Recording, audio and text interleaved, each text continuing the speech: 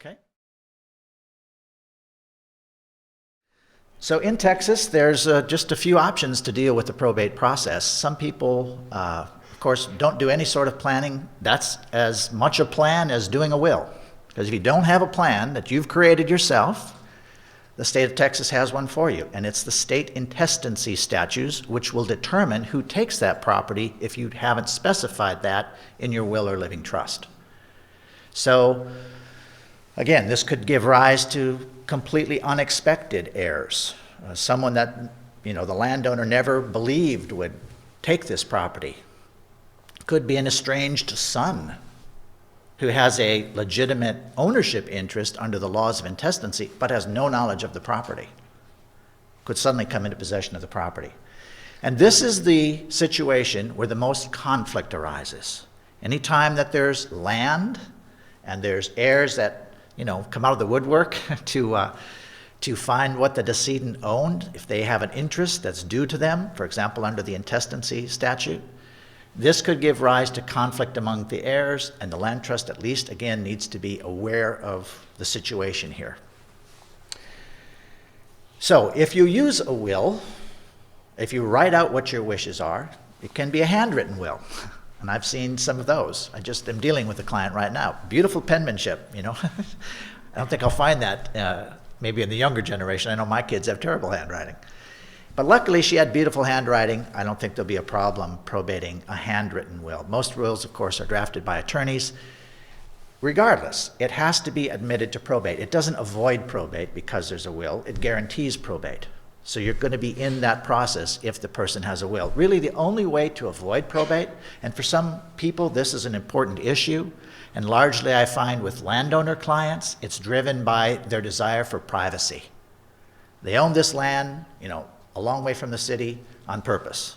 They want to be left alone in many cases. They're not interested in having other people, their neighbors, know their business, right? So they want that privacy. They don't want to have that the asset inventory disclosed.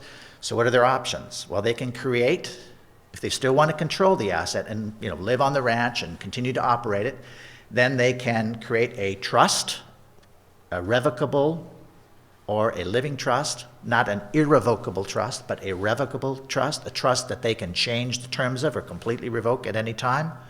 So they're the trust maker, they're the trustee, they're also the beneficiary. They own all the hats, they wear all the hats, they control the property completely. So the trust, when you place those assets into the trust while you're alive, you no longer own it. The individual no longer owns it. So therefore, when they die, there's nothing to probate. They've essentially pre-probated their estate by placing the asset into the trust while they're alive. Okay? So at their death, the process of administration is very easy and clean. It doesn't go through the probate process. There is no published inventory. There's really no public record. And for many landowning clients, this is an important consideration.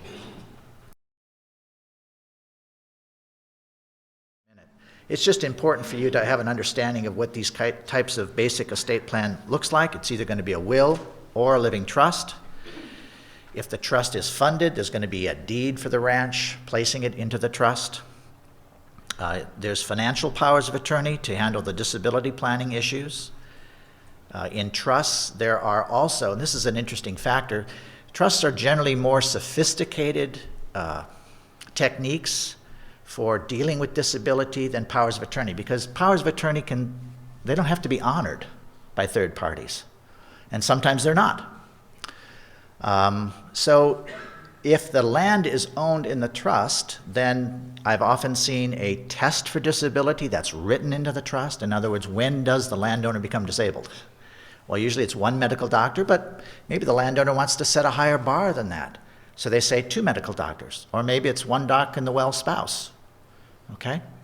So trust can have that kind of provision in it. It can name the successor trustee, the disability trustee who steps in, and it can provide, most importantly, from your perspective as land trust, a set of instructions to deal with the assets in the trust to care for the person who is disabled.